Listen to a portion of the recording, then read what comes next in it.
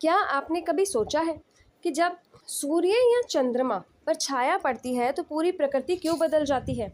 पक्षी चुप हो जाते हैं, जानवर असहज हो जाते हैं और इंसान अचानक बेचैन महसूस करने लगता है। यह कोई साधारण घटना नहीं है, यह है ग्रहण। ग्रहण केवल खगोलीय घटना नहीं, बल्कि है ऊर्जा परिवर्तन का पल होता है।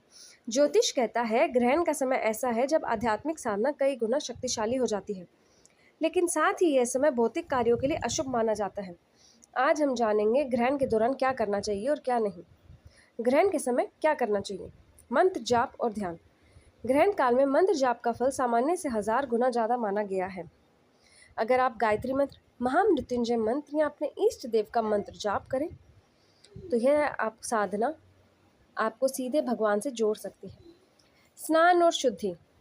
ग्रहण शुरू होने से पहले स्नान करना और ग्रहण खत्म होने के बाद स्नान करना ज़रूरी है। यह केवल परंपरा नहीं, बल्कि वैज्ञानिक भी मानते हैं इस समय वातावरण में सूक्ष्म जीव बढ़ जाते हैं।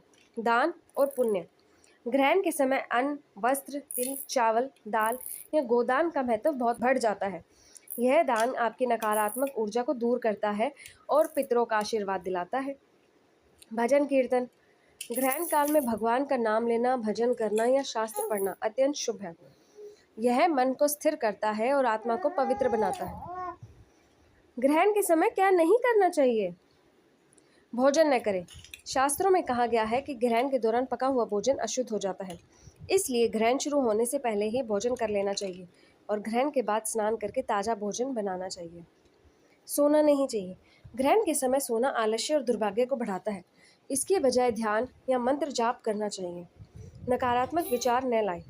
इस समय गुस्सा, लालच, झूठ बोलना आपके कर्मों पर असर डाल सकता है। याद रखिए, ग्रहण कर्मों का असर कई गुना बढ़ा देता है। महत्वपूर्ण कार्य टालें। ग्रहण के दौरान शादी, गृह प्रवेश, नया व्यवसाय शुरू करना, ये सब अशुभ माने गए हैं, क्योंकि ग्रहण का असर नए कामों की ऊर्जा को रोक सकता है। ग्रहण का वैज्ञानिक दृष्टिकोण। विज्ञान कहता है कि ग्रहण के समय सूर्य और चंद्रमा की किरणों में बदलाव आता है। सूर्य ग्रहण के समय अल्ट्रावायलेट किरणें बढ़ जाती है, जिससे जीवाणुओं की वृद्धि होती है।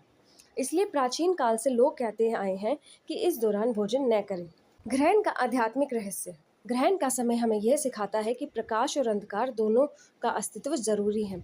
जैसे सूर्य पर छाया आती है, वैसे ही हमारे जीवन में भी अंधकार आता है, लेकिन ग्रहण हमें ये याद दिलाता है कि अंधकार स्थायी नहीं है, सूर्य फिर चमकेगा। इसलिए जब अगली बार ग्रहण आए तो इसे डर का प्रतीक न माने, बल्कि इसे आध्यात्मिक अवसर माने। मंत्र जप करें, ध्यान करें, दान करें और खुद को नई ऊर्जा से भर दें। तो दोस्तों, ग्रहण केवल एक खगोलीय घटना नहीं, यह हमारी आत्मा को जगाने का समय है। ग्रहण हमें सिखाता है कि अंधकार के बाद ही प्रकाश आता है, और अगर हम इस समय का सही उपयोग करें तो हमारे जीवन भी चमक सकता है, जैसे ग्रहण के बाद सूर्य चमकता है। ओम नमः शिवाय।